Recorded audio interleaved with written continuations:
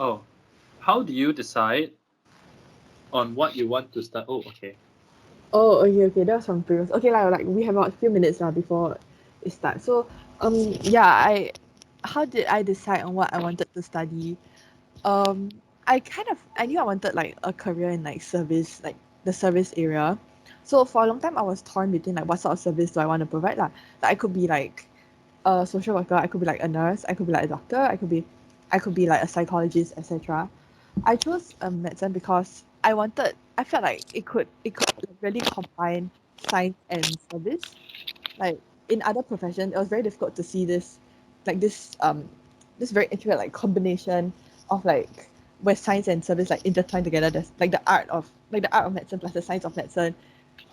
Yeah, wait, I'm blabbering a bit, but like I also felt like medicine is where um you like people come here because they really like they don't know where else to go. They're hurting and they don't know where else to go, and they just in like a very low point, and they really are looking for you to like help them with like their physical ailments or their mental pain lah. So I really wanted to serve in that aspect, and therefore I chose this course lah. Yeah. Amy, how about you? Amy, But I had no ad, so like obviously it wasn't oh, for me. all right. Um, Oh, Zachary Mark is in the. Okay. Hi Jack. Yeah, Amy is still figuring its way out life. Oh, yeah. I'm still figuring out what I want to do. Haven't decided. But I have 2 years because army, right? So, yeah, I have two Wait, years to guess. To decide. Um, yeah. Oh shit. What schools were we from? Okay. What schools were we from? What school was I from? I was from. All right. oh, Uh, um, with. actually, do you want to say like our secondary schools? So, Oh, okay. oh, I was okay. So Amos was in my O level track. I was in the IP track. I was from RG, and then I went to RI. Yeah, Oh, do you Amos. introduce me also? You want me to Oh, introduce you? no. I thought I wasn't paying attention. Sorry, I was reading Oh, the. See, this is what we mean by chaotic energy, guys. You're gonna get a lot of this later. Um, so I was from VS, that's Victoria, and then I went to RI. Yeah. Yeah. So that's our. Yeah. Please tell us about JC project work. Okay. So we're gonna start at '07. Okay, because people always come in late. I feel like So we're more gonna people. start at '07. Okay, So 310. So JC project work, how do they form your groups? So this is decided by your teachers. At least Mm, it was in our school. I remember hearing somebody say that they got to choose theirs, but I can't remember if that was in a dream or that was in real life. Then how do you start planning before start? Don't start planning before you start JC because mm, no, you have a lot of time. Trust me, you have a lot of time. mm, What you can do before starting JC is pray that you get good group mates. mm, That's what you can do before JC for PW, but don't do anything else. Don't think like okay, actually you can think about like what issues is Singapore facing. Issues are Singapore facing. Is Singapore facing? Singapore is facing. What issues is Singapore facing? Right? Are Singapore facing? What issues does Singapore face? How about okay, right? Yeah, then you can like think about that. But you don't like okay, this is the problem, this is the solution immediately like so quickly mm. before JC. Okay. Um, yeah. Oh, So also pray that you have like a good teacher, I guess. PW teacher. yeah, Mm, yeah. mm, So just to introduce ourselves again, because like a lot of people have joined. mm. Hi, my name is Amias. I am 19, and I took DCME, and I was from RI. Oh, hi, I'm Roy. I took BCME also, and I was also from RI. Yeah. Actually, wait, do you want to like resolve the questions in? You see, I don't know how to do that because it doesn't. I don't have that option. Okay, never mind. We'll just figure out. Like, oh, please tell us about JC. Oh, No. Yeah. mm, okay. Okay. So for those who don't know, if you all have any questions, you'll go to menti.com, key in that 8-digit code, and what's this called, and ask the questions that you have at any point in time. But if you all want to, No one is stopping you from unmuting yourself. See, I keep repeating this, right? Because I'm an old. Yeah, because it's person. interaction, like interactive. Sorry. You know, Kinda we're weird. 19, right? But they are like 16. Huh? Oh yeah, true. I feel so old. Gosh. We're not that old. It's only guys, come on, we're not like teachers. No, but remember when Yeah. we were 16, anyone who's older than 16, you're like, gosh, That's- oldie. okay, yeah, You that's feel? true. Oh, Okay, y'all. Oh, okay. it's I think we bad. should start soon. Okay, Yeah. I think we should start soon too. Okay. Okay, You screen share hello. then. Yeah. Okay, so demand and supply. Okay. So, okay, how this is going to work today is I'm going to share half of the slides. We're just going to share the other half. Mm. Yeah, and we're just going to talk about econs. Okay, so we're going to be talking about econs, and a major thing about econs is demand and supply, right? People, if you ask them what is econs about, they'll tell you, oh, it's about demand and supply. You might be thinking, what the hell is demand and supply, right? Well, we're going to tell you what demand and supply is today, okay? Yeah. Let's move on to the lesson proper. Oh wait, yeah. Okay. Before that, like, let's Oh. let's like justify why we chose demand and supply, because Sure. like a lot of econs, like you start in as a fresh like slate. If you went for Ethan's like experience sharing, you know that. Oh, he just left. Okay, but like you start in as like a fresh slate, so you know nothing about it, and like everything that you learn afterwards just builds up and builds up and builds up. So you need to really get your foundations right before you can like understand like future topics, which is why we chose demand supply, which is one of the first few topics you learn, because there's no point talking about anything else if you don't understand the basic concepts of demand and supply. Yeah. Yeah, because this is like foundation. Okay, Yeah. so we'll dive right into this. Okay, so first, DD and SS, okay, just to get you to understand the short forms, DD demand, SS supply. Okay, so what are these? Talk about the definition of demand first, right? So the demand for a good or service refers to the amount that consumers are able and willing to pay at a given to purchase at a given price over a given period of time. So you look at the definition, and the definition looks like, I mean, I know what demand is, what, right? As a student, you must be thinking, but then why do I have to remember this definition of demand? Well, so if you went to the sharing yesterday, I think Ethan would have covered things about case studies and essays. So how these exams work, right, is that if you have sometimes when you run out of things to talk about, right, you talk about the definition of demand and you can get some scores, some marks, right, because you define what it is, then you justify to the marker that you know what you are doing. Okay, so the definition of demand. Okay, what the keywords here in the definition are able and willing. These two keywords are very important because you learn it when you actually dive into econs, but these are two very important keywords. Another one is given price and given period of time. So small things like this, people don't teach you that it is important. Like your teachers will tell you, but you don't really understand the importance until you write it down and then you don't get the marks and then you feel bad about failing your first econs test. But it's perfectly normal to fail your first econs test. Okay, so there are two parts of demand that we want to focus on: definition of demand. Next, the law of demand. So the law of demand just dictates how we think about demand in econs. Okay, so the law of demand states that the quantity demanded of a good or service is inversely proportional to its price, ceteris paribus. So you see this weird chim word here. What the heck is ceteris paribus? So ceteris paribus just means that you are taking all other conditions to remain the same. That means you end it in your sentence. You end your sentence with ceteris paribus. You're telling the examiner that this will happen because of the cause, assuming no other factors change. Right? So econs is a very theoretical thing. Yes, it is practical. Yes, you will see its effects in the world, but then the study of economics is studying economics in a perfect world, right?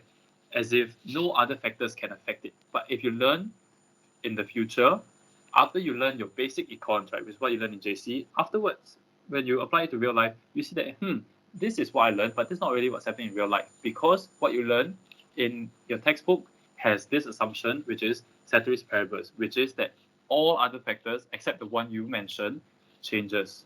It doesn't change. I repeat that. Ceteris paribus says that whatever you have mentioned and nothing else changed. Okay? So, yeah, okay, move on. So, I still haven't talked about what on earth is demand, right? So let's think of this, okay? Imagine, okay, that a muffin gives you $2 worth of satisfaction. So it might be quite weird to you thinking, okay, how can I measure the satisfaction I derive from a muffin at $2? So you think of it as the highest price you are willing to pay for a muffin that will satisfy you. Okay, so the highest price I'll pay for one muffin that will satisfy me is, in this case, $2. Okay, then if I want to buy two muffins, it is $1.50 each. Okay, so now you might be thinking, why has it decreased from $2 to $1.50? Okay, we'll talk about that later. Then let's say the third one I want to buy, I want to buy at $1. Okay, so now we talk about why. Oh, did the slide change?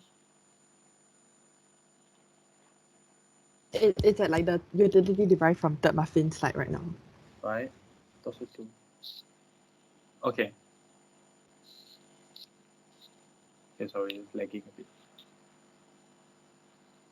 Okay. Okay. So you might be thinking, why with each additional muffin that the satisfaction or the utility decreases. Okay, because see from the first one, I'm willing to pay $2 for it. Second one, I'm only willing to pay $1.50. The third one, I'm willing to pay only $1. So it decreases by 50 cents each time, right? So if we represent this in a graph, it is downward sloping, right? Because for the first one, $2, for the third one, $1. So again, we have each additional muffin, right? But each time there is an additional muffin, I have less satisfaction. Think of it this way. Okay, I am very, very hungry. I just ran a 10-click run, for example, and I'm craving a muffin. I'll be more willing to pay for a muffin at the point in time where I had just finished my run, when I'm very hungry, than after I had had an entire meal, right? Think about it that way. So the first time I eat it, right, I'll be willing to pay $2 because I'm so desperate for it. Then after I had one, then, oh, this is very nice. I want a second one. But every time you eat, okay. But then when I eat the second one, I get less satisfied because I'm already halfway full or I'm already one-third full, right? So I only derive $1.50 worth of satisfaction, which is why I'm only willing to pay $1.50. Okay. Then the third muffin, right? Because I already have two in my stomach now, I'm not that inclined to buy it, but it's nice, you know. So what would entice me to buy it if it was $1? So I will only buy it if it's $1. That's why it decreases with each time, with each additional muffin. The price decreases with each additional muffin, and this is another law that we have in econs. And this law is called the law of diminishing marginal utility, which just states that with each additional quantity, less satisfaction is derived. Therefore, the demand curve is downward sloping. Okay. Okay. You don't have to. Okay, just a preface for this entire thing. You don't have to entirely understand what I'm saying. It's just a simulation of an actual lesson, right? And it's just like a preface to the actual subject. Okay, so don't have to stress You don't yourself have to about not memorize understanding. it. Yeah, you Yeah. don't even have to memorize it or nothing. Just try to understand. And if you can't, then we can answer some questions. But if you really can't, then it's completely fine now. Yeah. Okay. So then another technical term that we have to go through is this thing called the marginalist principle, right? So it just think of it as how a rational consumer would think, right? How someone with a brain, right, would think. Okay. So think about it this way. A consumer will purchase an additional unit of good if the marginal utility derived is equal or more than its price. So what is this guy talking about, right? I don't understand what he has just gone through. Okay, perfectly understandable. I didn't understand the first time my lecturer went through. But so what this means is, if I am a consumer and I derive $2 worth of satisfaction, that means I am willing to pay $2 for this muffin. Would I buy a muffin that's $3? No, what? Because I am only willing to pay $2. So I will not buy the muffin if it was at $3 if I know that I will only be willing to spend maximum $2. Okay? and the utility I derive or the satisfaction that I derive is $2. I will not pay $3. Okay? Then the next time, and then I buy a second muffin. The second muffin, I know that I will have $1.50 worth of utility. Okay, I'll be willing to pay $1.50 for my second muffin. So if the second muffin is priced now at $2, I wouldn't buy it. I will stick with one muffin, right? Because the first muffin was priced at $2, second one priced at $2. But the first muffin that I bought, I am willing to pay $2. But because of the law of diminishing marginal utility, right, the downward sloping reason, I wouldn't buy the second one because it doesn't. I don't derive that amount of satisfaction from the second muffin. Okay, so it is confusing. It is confusing. I totally understand. Wait, Amy, you want But to use the graph to like show? yeah, I'm going to the graph.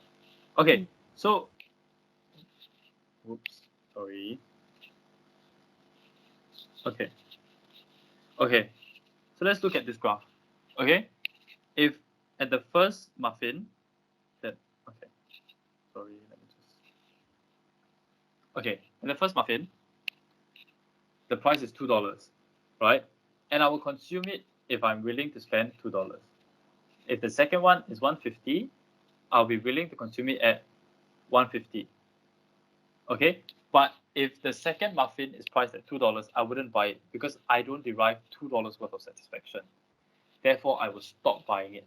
That is what the marginalist principle tells us about how consumers behave. Okay? Okay, so a consumer will purchase an additional unit if the marginal utility is equal to or more than its price, right? That means I get more satisfaction than I pay. I will buy, right? Next, a consumer will not purchase if the additional unit of good will not purchase an additional unit of good if its marginal utility is less than its price. Makes sense. Why would I pay for something that is more expensive than I'm willing to pay for to get that satisfaction? Okay. If each muffin is $1.50, a consumer will not buy 3 muffins and will stop at 2 from just now, right? The graph here, right? If at the third muffin he derives only $1 worth of satisfaction, he wouldn't pay $2 for it. Okay? So a demand for goods or service in a free market will look like this. It will be a downward sloping graph. Okay? So why is the demand curve downward sloping? Okay, there are a few reasons for it. So we'll dive into one of the reasons. Substitution effects. So when the price of the good goes up, you will replace it with a substitute. What does this mean? Let's say I am addicted to caffeine. Okay, caffeine you find in tea and you find in coffee. Okay, let's say the price of coffee beans goes up. Then now I buy tea and coffee from Starbucks, and it's $2 each, assuming we have a very cheap Starbucks. Okay, so I get, and then now in the market, coffee beans are more expensive. Therefore, Starbucks increases its price of coffee from $2 to $4. So now, me as someone who likes caffeine, would I buy the $4 cup of coffee or the $2 cup of tea? I would substitute the coffee for the tea because both give me caffeine. Okay? Or for example, if you're talking about eggs. So let's say I have eggs from farmer A and farmer B. I buy from both of them usually at 50 cents for an egg. But suddenly, farmer A decides he wants to be a little mean and he increases his price to 60 cents per egg. Would I continue buying from farmer A if I can buy from farmer B at a cheaper price? No, right? So therefore, I would buy from farmer B who offers me a cheaper price. Okay, so I'm replacing it with a substitute. Income effects. So when the price goes up, you have less purchasing power and ability to buy it. So what this means is, let's say I earn $1,000 a month, okay? And every month I spend $100 on food, for example, okay? But then suddenly the prices of food have increased from July to August. So in July I spent $100, and in August, because prices went up, I spent $120. But I still make $1,000 a month. So purchasing power, you can think of it as how much in percentage of your spending is your income.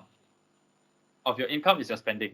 Okay, let's say, so the first time will be 10%, right? That's $100 in $1,000. But in August, I spent $120, I still earn $1,000, that's 12%. So I have less purchasing power because the price of food has gone up, right? So when price goes up, I have less purchasing power because I have less free cash to spend, okay? So I have less purchasing power and I have less ability to buy other goods. So supply, let's think of it from the producer's point of view, right? Now I am the seller, not the buyer. So the definition of supply, the supply of a good or service refers to the quantity of good or service that producers are able and willing to offer for sale at each given price over a given period of time. So you look at this and the definition of demand, very similar. We have the able and willing, and we have the each given price and the given period of time, right? So the definitions are very similar, and you can see obviously what the keywords in each definition is if it's repeated, right? So next, law of supply. Law of supply states that the quantity supplied is directly related to the price of product, ceteris paribus. Again, we have this ceteris paribus, which means assuming all other factors remain the same. That's what ceteris paribus means. Okay? So that's the law of supply. Next. So let's think about producing one muffin. So producing one muffin costs $1. Producing the second one costs me $1.50. Producing the third one costs me $2. Okay?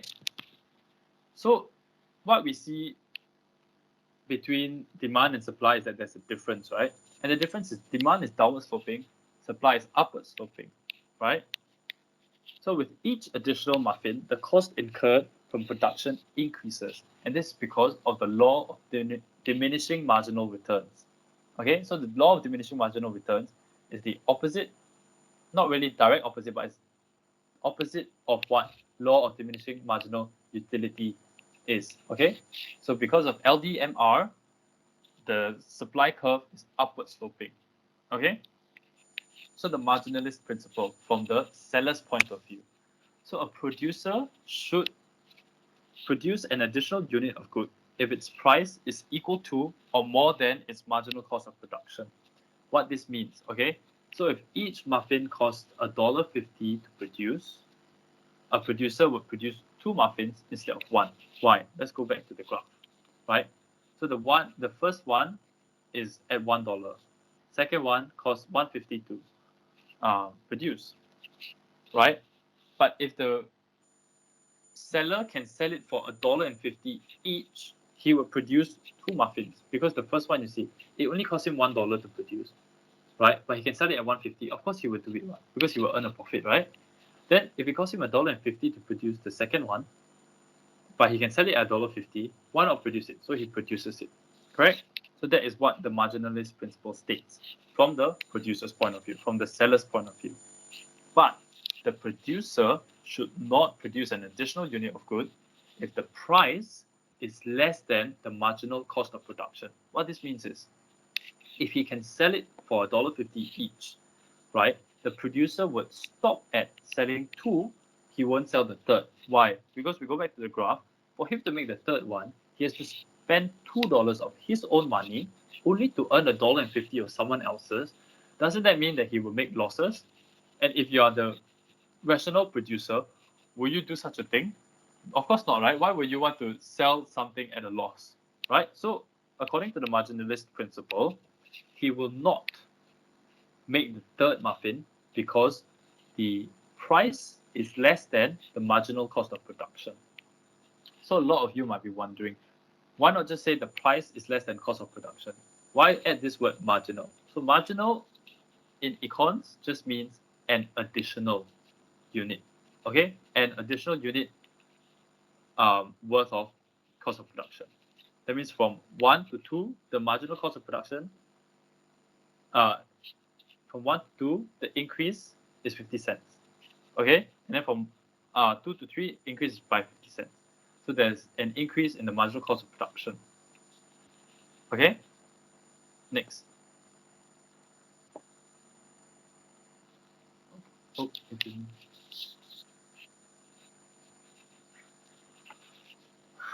Okay, wait, the slide. Okay.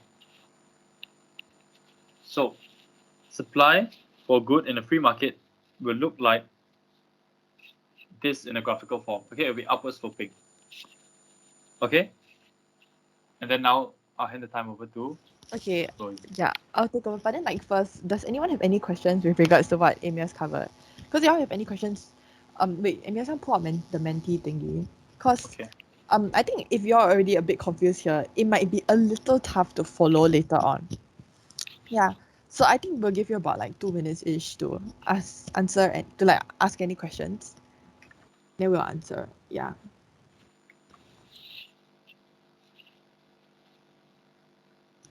Ooh.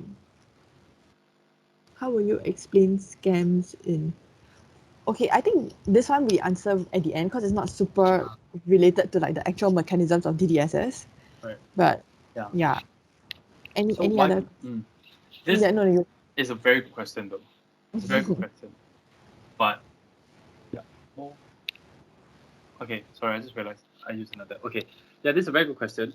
And it will be covered, but it won't be covered entirely. But you will be equipped with the knowledge to be able to answer this in real life. Yeah. Like what you learn in school, you'll be able to answer this. But it's not touched much in school. Yeah. Yeah. I don't think we are covering this in our webinar today actually. Correct. Yeah. But we'll answer the question at the end of the taster course. Anyone else have any other questions? You can just unmute yourself. It'll be faster. Okay.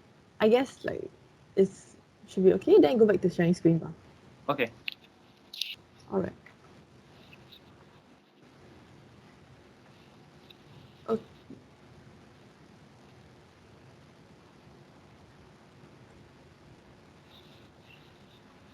Wait, Amos, are you sharing? Oh, is it lagging? Yeah, it's a bit laggy. Okay, Oh. okay, that's it now. Okay. Okay. So as you can see, right, the supply curve is upward sloping, and it's actually like a like individual points on the curve are actually the marginal just marginal cost. It's like a representation of individual marginal costs, and then together they form like an upward sloping supply curve. You feel? Yeah. Yeah. So same with marginal utility and demand. Yeah. So like now we're going to talk about like equilibrium quantity. So equilibrium quantity is actually like Amos the slide before. It's actually like the quantity that like where like it's a point where like the quantity demanded equals to the quantity supplied. So it's the point where like the amount that suppliers are willing to produce is equals to like the amount that consumers are willing to purchase. So in this case, the quantity the equilibrium quantity is at 2. Then you may ask, what is equilibrium price? So equilibrium price is actually the price level where the equilibrium quantity is achieved, like, or where quantity demanded equals to quantity supplied. And in this case, if you look at the diagram, next slide, yes. It is at the price level of $1.50. So equilibrium price is 150, equilibrium quantity is $2. Note that when we say like quantity demanded, quantity supplied, this refers to like a point on the demand curve and a point on the supply curve. Okay? So there's like a difference between saying supply increases and like the quantity supply increases. Supply increases, it means like you're shifting the entire supply curve. Quantity supply increases means you're moving, like it's like a movement on the supply curve. The supply curve itself doesn't change. You're just moving from like one point to another. Okay? Yeah. Okay, so next slide. Yeah, so free market equilibrium is a position of balance where equilibrium quantity like when you have met equilibrium quantity and equilibrium price. So there's no tendency for the price or quantity to change because everyone is happy. Consumers are willing to produce X amount and producers are willing to produce X amount too. Everyone is happy, no reason for like anything to change. And this is achieved when quantity demanded equals to quantity supply. Yeah. So like maybe there's some stuff that happens in the market which we won't delve into like very deeply, but then let's say the market is in disequilibrium and quantity demanded and quantity supply are not the same. This may be due to shortages or surpluses. So let's start with shortages. Let's say that because of like some movement in the market, like changes in demand or supply in the market, currently the good is being priced at like $1. At the price $1, you can see that the quantity demanded is way more than the quantity supply. Is way more than quantity supply, which means that there's a shortage because there's excess demand. Quantity demanded greater than quantity supply. So like so quantity demanded is 3, quantity supply is 1 at the price level $1, and shortage. This results in a shortage. So how does the free market like deal with this? So firstly, like Amy's next. Okay, consumers, because there's a shortage, right? And then like if let's say you're competing with 10 other people for like one bag of rice, like I mean rationally you would like try to offer a higher and higher and higher price so that the bag of rice goes to you. So consumers try to outbid each other for existing supplies, and this causes an upward pressure on price. Upward pressure on price basically means like it forces the price to go higher. And then like as price increases, like if let's say you're willing to pay $5 instead of like if you're willing to pay $1.50 instead of $1 for like a bag of rice, right? I know rice is more expensive than that, but assuming this, then maybe the person beside you is only willing to pay $1, so they're not willing and able to pay for the rice anymore. So like they step out of it. So as prices increases, like consumers are consumers are able and willing to buy less, so quantity demanded falls.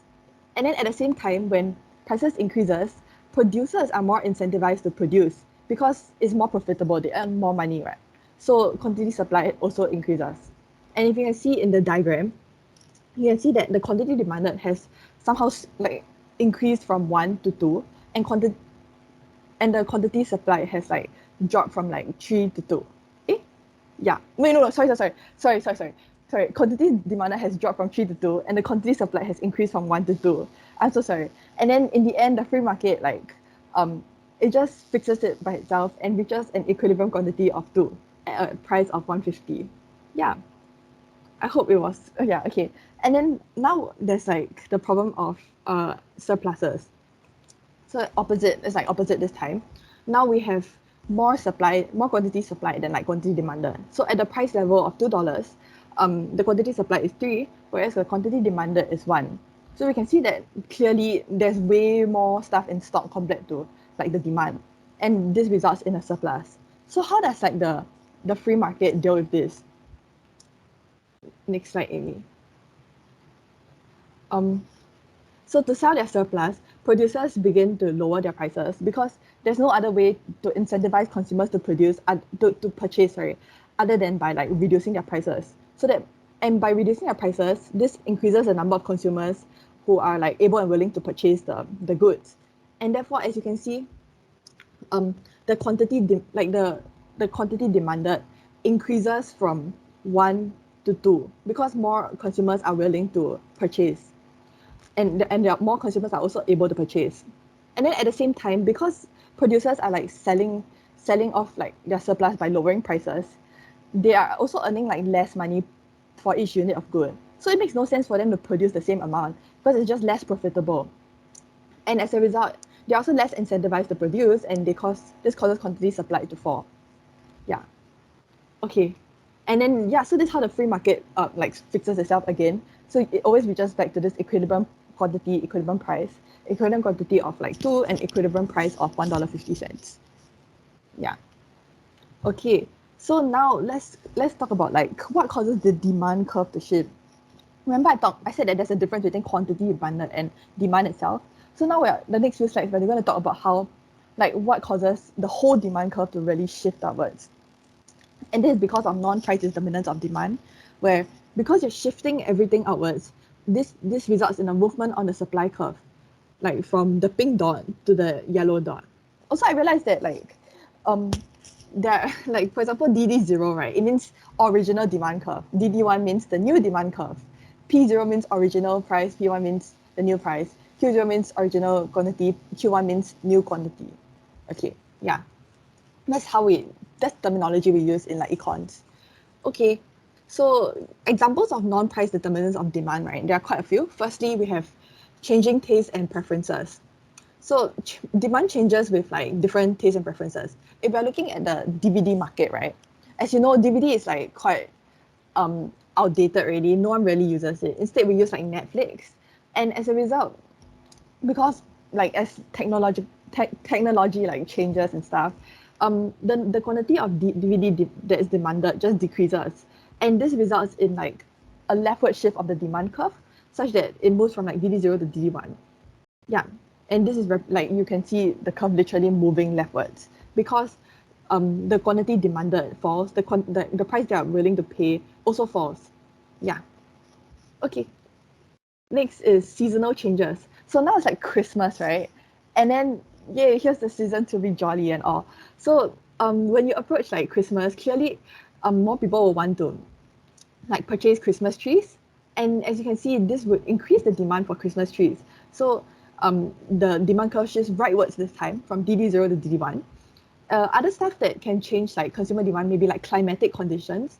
For example, I don't like durian. There's like a certain period where you can like durian is like the tastiest or something. So because of like climate, I guess. So like during those periods, the demand for durian increases, and like this will result in a whole rightward shift of the demand curve. Okay, another thing is like expectations of future prices. Wait, Amy, click next. Okay, yeah. So, okay, this is a bit confusing. So like for example, now it's 2021, right? Let's say like in 2022, we expect the price of shoes to increase. Okay, so if we think that the price of shoes is going to increase next year, then obviously in the current period, which is 2021, we'll buy more shoes, so we won't have to pay like a higher price for shoes next year. So as a result, in this current period, 2021, the demand for shoes will increase, and this will result in a rightward shift of like the demand curve. Yeah.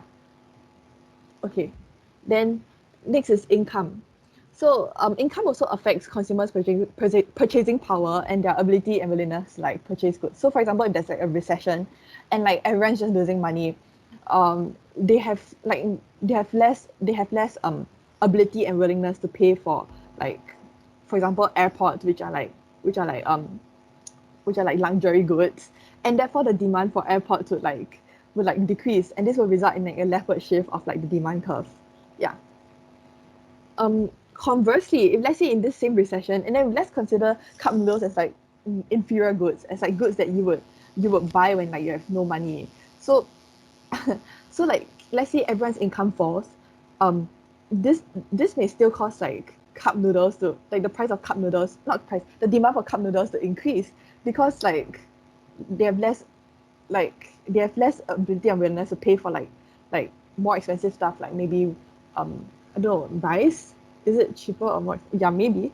So they rather purchase like inferior goods. So income actually affects like their purchasing power, and thus it affects their ability and willingness to purchase, and it affects demand as a result. Yeah. And then now is prices of related goods. So okay, this one's a bit confusing because like we're looking at like we're comparing two different goods now. But just remember what Amias had mentioned earlier about coffee and tea. So now we're looking at like the ride sharing market. Like, is it called ride sharing? Ride sharing market. We're looking at Grab and Gojek. Okay, so they definitely satisfy the same want. They both bring you to the destination you want. And like oftentimes, if let's say the price of Grab is too high, we just go look at Gojek, right? And vice versa. So now let's say right, we're looking at the Gojek market. Okay, like we're looking at the demand of rides in the Gojek market, and then this is very related to like the price of the Grab market, like of Grab rides, because if the price of Grab rides increases, then consumers are less able and willing to purchase Grab rides, and they will just switch to Gojek instead.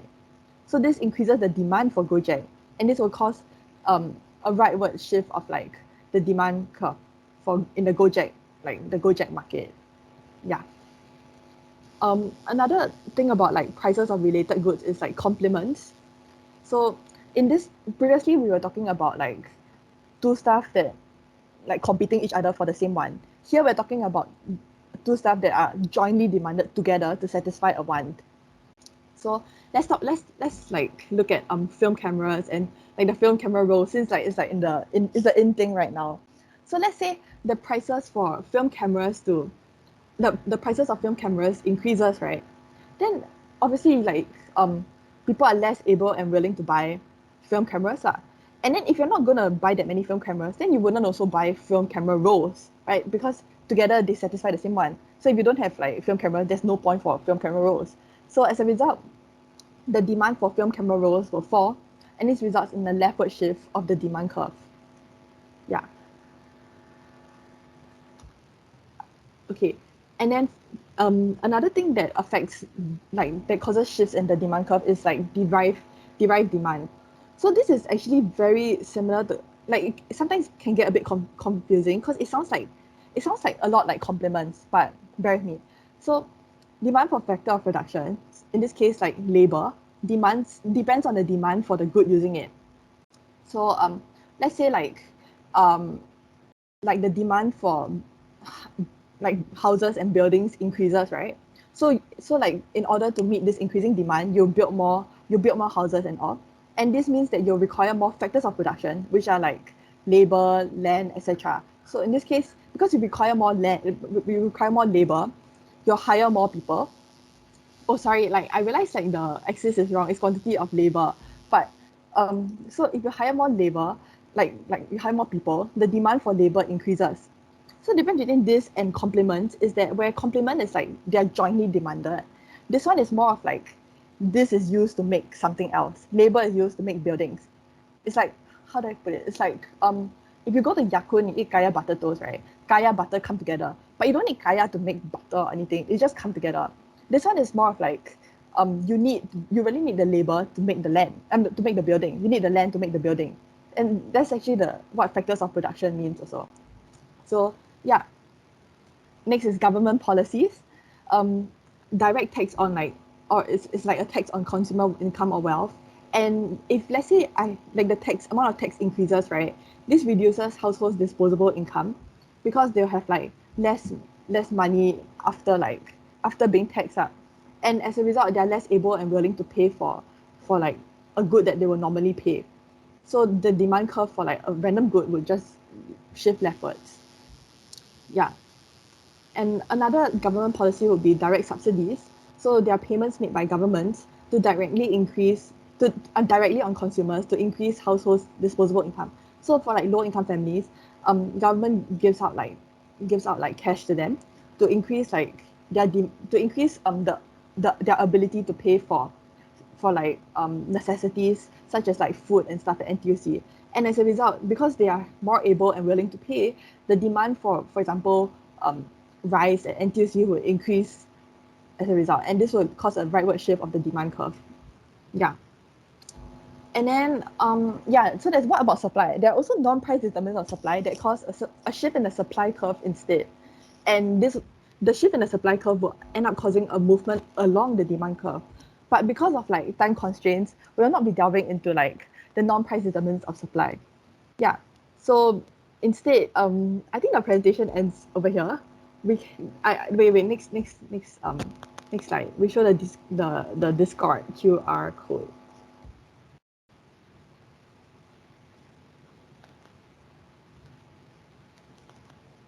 Yeah, okay. So like so Inkie, oh, do you catch it? Okay. Inkie Learning is basically an organization that helps to answer all your questions and stuff. So yeah. So now we like Yeah. Q&A. Okay, next Yeah. you can like take a look. Yeah, I can like join our Discord channel. And if you have joined, then next slide. Next slide, Amy. I know. It's loaded, but it's just not Oh, transferred yet. okay. Sorry, it's just Okay. slow. Yeah, so like this is how you can contact us if you have any questions. There's Email's like username on Discord, and you can call me. Not call me. You can like contact me on Tele at Roe. Can take this down. Yeah, and yeah, I hope you understood everything we said. I know it sounds very confusing, but to be honest, we wanted to give you like a real taste of what econs is like lah. And for me personally, I struggled a lot with like econs the first few weeks because this was like the pace lecturers went, and a lot of my friends around me, like in order to match the pace of lecturers, right, they would like after each lecture they would rewatch the lectures like multiple times, make notes, even not during exam period. And also some people even like studied beforehand. So I have quite a few friends who read all the lecture notes and annotated them before the lectures themselves, so that when they go into lecture theatre, they know like what the lecturer is trying to say. Yeah. Okay, we have a few. Oh, we have such interesting question. Okay, I really want to answer this one. Okay, but we'll answer that later. Okay. I really love that question. But okay, I think because we touched base a bit about this already. So how did you study for econs? Did you make notes and how did you make them? So I firstly made notes. I can show them here. Sorry, just give me a sec. Econs. Okay, this is for living standards. Okay, so what we talked about just now was microeconomics, and then this is a notes. These are notes for macroeconomics. So, for example, for me, how I studied was, for example, whenever we have definition questions, it's very difficult for me to memorize them, right? So, for example, the definition here, or one of the measurements we use here is real GDP per capita. You don't have to know what these things mean, but then I color coded them, and I think color coding really helps for econs because there are a lot of ideas in one phrase, a lot of ideas in one sentence. Color coding helps because why do we use real, right? So for those who don't know, which is all of y'all, there's a difference between real and nominal GDP. Don't have to know the difference now. Honestly, doesn't matter. Just that there was a reason why we use real instead of nominal as a measurement, and I used that as blue. I color coded the reasons in blue. Why we use GDP? What is the definition of GDP? I put it in green. The definition is in green. Why we use per capita? Then I justified it with those in pink. Okay. Then a lot of things I like also is because when you study for econs, you have to study for the papers as well. And then sometimes, not sometimes, but in your conclusions or in your essays, what you have to do is give an evaluation. Evaluation just means that you just show the examiner that you know what you're talking about. Remember at the start we talked about theoretical economics. So theoretical economics is everything in a textbook. But then there are limitations to theoretical concepts. For example, theoretically, okay, I can't say this. What else is there? Theoretically, what's a very theoretically good thing? There's a very good example, but I cannot say it. Okay, theoretically, people would consume, like just now we were saying, right? Let's say I only derive $2 worth of satisfaction. Why would I pay $3? Good advertising. Maybe you get enticed by the good advertising. So things like this, right? There are limitations to actual theoretical concepts. If you only derive $2, but the advertisement gives you like a fake feeling of I would derive $10 worth of happiness, and I'm only selling it at $3. Why wouldn't I buy it? So there are limitations to theoretical concepts and limitations of using GDP per capita in this case are these reasons that I wrote down here. So I studied the limitations because it helps me score those marks, right? They teach you all this, but not everybody remembers or has the time to write it down in their exams. And if you write it down in your exams, you get the extra marks and then you secure your A, you know? Yeah. And then, basically I just break down because econs, how they do it is you get lecture notes. But the lecture notes are all like one paragraph. So it's very hard to think about what all these things mean, right? What all the different, what this entire page of words mean to you as a student studying. So you break it down into different parts and then you can label it 1 and 2. I don't know, just to make it easier for you to remember. And then ask yourself questions like, what is PPP? PPP is purchasing power parity. What is it? Why do we use it? Limitations of using it. You know, you break down the entire chunk of text because you will get chunks of text in your lecture notes. Break it down, make it easier for you to understand. Look at your notes in one shot and you understand. This is another one that I did halfway because I didn't have time. Yeah, okay, you can see that the formatting here is off. But what I do is I break it down. That's what I do. I break down my chunks of text into bite-sized, what's this called? Bits of information for me to better understand.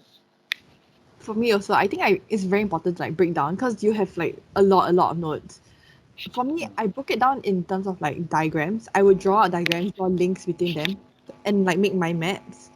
I don't have any like with me right now, but like when you reach like topics where there are just different categories of this and that, and then like different subcategories, and like you really need to do diagrams and like mind maps to visualize everything and see the whole big picture. Because it's very easy to get caught up in like the nitty gritty stuff, and like it's very difficult to zoom out and see the big picture.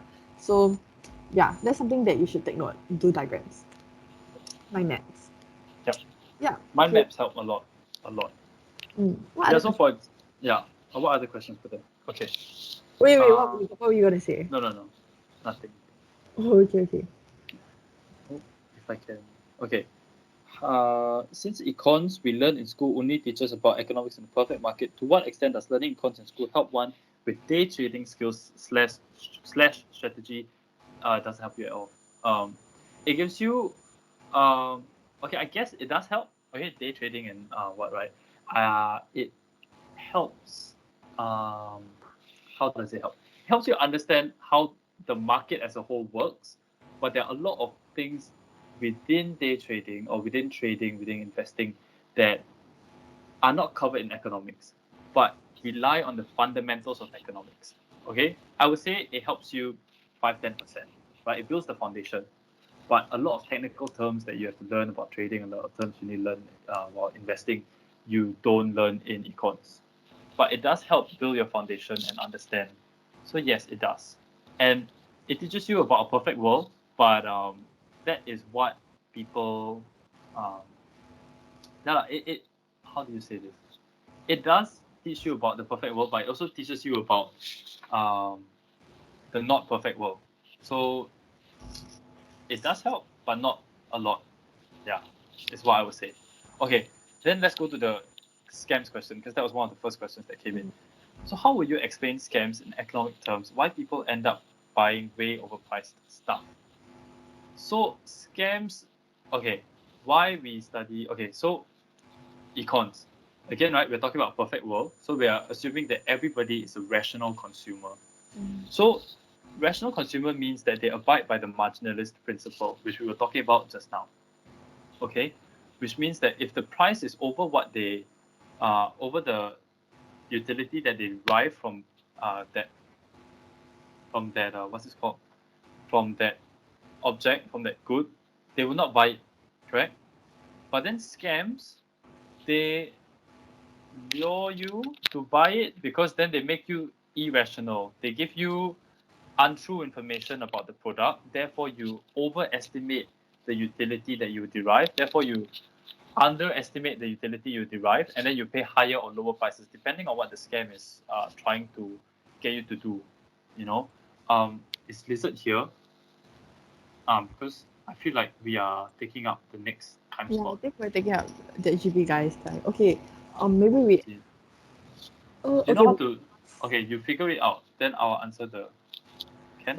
Okay, can. Okay. So, I really love this one. If a certain company has a monopoly on products and they increase the price of the product above the price at which consumers are willing to buy, how would this affect the free market and how would this affect demand and supply if there are no substitutes? So, okay, uh, by using the word monopoly, you're assuming that there are no substitutes already. Okay. Oh no. Okay. By saying that there's a monopoly, right? You're assuming that there are no close substitutes to it. Otherwise, it won't be a monopoly. There won't be only one firm in the market. Monopoly means only one firm produces that one thing. For example, I don't know, like Dyson is a monopoly in bladeless fans, I guess. There are other firms, but Dyson has the largest market share by a very very large margin. Therefore, it can be considered as a monopoly. I guess I'm not very sure. Or you can say that if Android didn't exist, then Apple would be the monopoly of whatever of phones, right? Yeah. So okay, they increase the price of product above the price at which consumers are willing to buy. It just depends on how desperate the consumers are, right? So you will see a decrease in quantity demanded for sure, because if you increase the price above the price they're willing to pay, by the law of demand, there will be people who don't want to buy because they simply cannot afford it. Okay, they simply cannot afford it. Therefore, they don't buy. Therefore, quantity demanded decreases. But what else happens is those that are desperate, those that want it, they will still be willing to buy. You know, they will either borrow or they will beg, but they will still be able to buy because they get the extra money. Okay, how will it affect demand and supply? Supply, okay, so how they usually charge higher prices, they limit the supply. And this is why we have limited edition. You know, your shoes, okay, I'm not good at shoes, but you know, shoes, they have like limited editions, right? They have like, oh, there are only 10 in this world.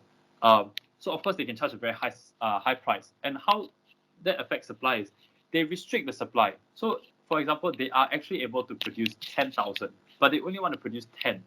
So because the demand stays the same, but the supply decreases, therefore price will increase. Okay.